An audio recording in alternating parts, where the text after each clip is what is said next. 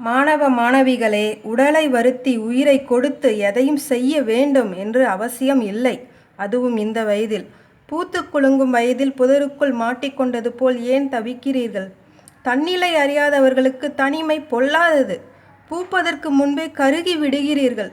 நீங்கள் தாயின் கருவறையில் கருவாகி உருவாகிய பின்னும் என்று பூத்தீர்கள் என்று அவர்களுக்குத்தான் தெரியும். வண்ணத்து பூச்சியாய் பறக்க வேண்டிய வயதில் வானில் பறக்க வேண்டும் என்று ஆசைப்படுகிறீர்கள். நம்முடைய உடல் ஆரோக்கியத்திற்கு முக்கிய காரணம் நம் உடலை சீராக இயக்கிக் கொண்டிருக்கும் இரத்தமும் சதையும் கலந்த அக உறுப்புகள் தான் என்பது நம் உடல் நன்றாக இருக்கும் வரை நாம் அதை உணர்வதே இல்லை. அதுபோல்தான் நம் உடலையும் உயிரையும் பாதுகாத்த நம் தாய்மார்களின் முகத்தை மறந்து அந்த ஒரு நொடி தவறான முடிவை எடுத்து விடுகிறோம். வாய் விட்டு பழகுங்கள், மனம் விட்டு பேசுங்கள். இந்த தகவல் தொடர்பு ஊடகங்கள் வந்த பிறகு கண்ணால் பார்த்து நம் மனதுடன் நாமே பேசி கொண்டிருக்கிறோம். வாய் பேச நினைப்பது அனைத்தையும் நாம் பேசுவதில்லை, பேச பழகுவதும் இல்லை. அதற்கு கட்டுப்பாடுதான் காரணம். மனம் நினைப்பதையெல்லாம் மற்றவர்களிடம் பேசுவதில்லை. இங்கு மனதிற்கு தட்டுப்பாடு. நம்முடைய வீட்டு தோட்டத்தில் செடிகள் இருக்கின்றன.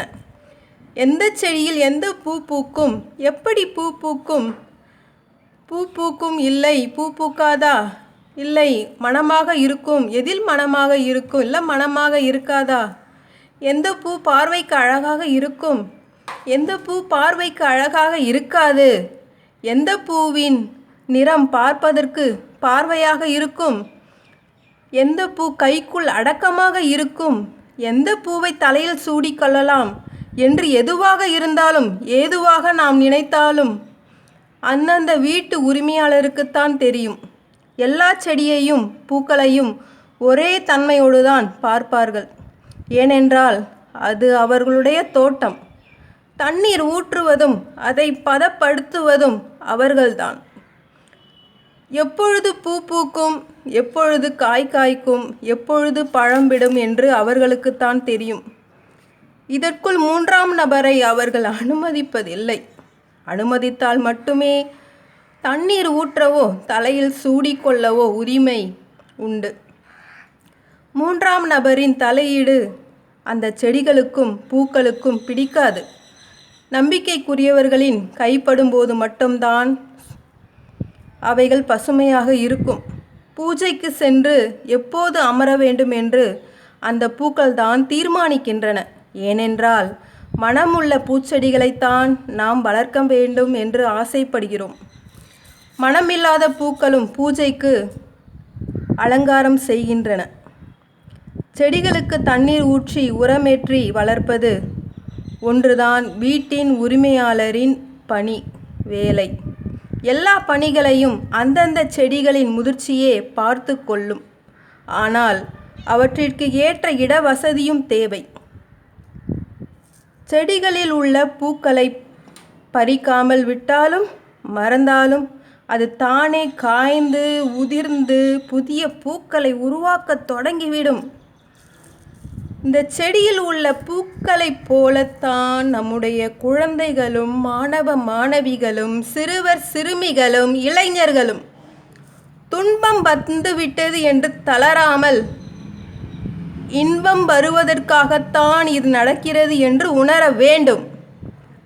நமக்கேன் இவ்வளவு கஷ்டம் வருகிறது, துன்பம் வருகிறது என்று இல்லாமல் நமக்கே இவ்வளவு துன்பம் வருகிறதே, மற்றவர்களுக்கு என்ன கதி என்று கேள்வி எழுப்பி மனதை சிந்திக்க வையுங்கள். நம்முடைய துன்பத்தைப் போல்தான் மற்றவர்களும் அனுபவித்து கொண்டுதான் இருப்பார்கள் என்று உணருங்கள். எல்லாம் அதிக துன்பமாகத்தான் இருக்கும், குறைவாக இருக்கப் போவதில்லை.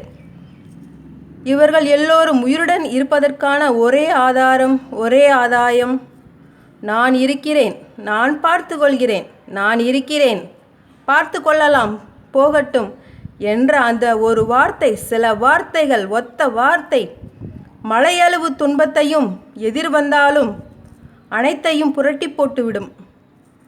ஆனால் அந்த ஒரு வார்த்தையை அனைவரிடமும், அணைய போகிறவர்களிடமும் சொல்லிக்கொண்டே இருக்க வேண்டும்.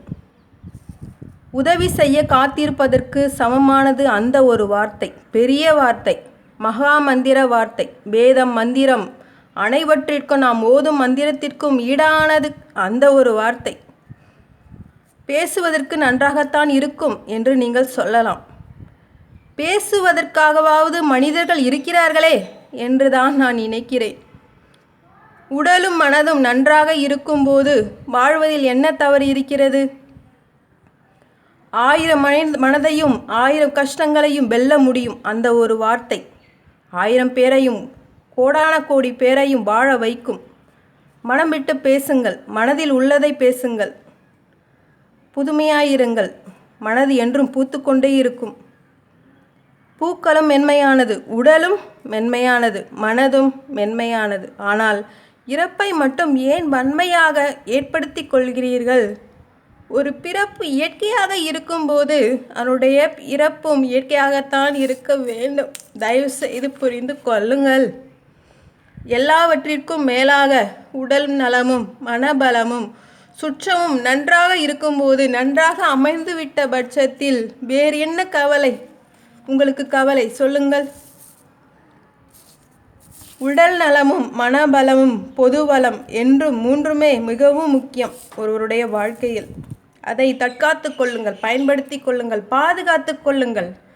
விட்டு கொடுத்து பேசுங்கள், விட்டு கொடுத்து வாழ பழகுங்கள், பகிர்ந்து கொள்ளுங்கள், பகிர்ந்து உண்ணுங்கள். எதுவாக இருந்தாலும் பொது நலம், பொது சேவை. வாழ்க வளமுடன் என்றும் என்றென்றும்.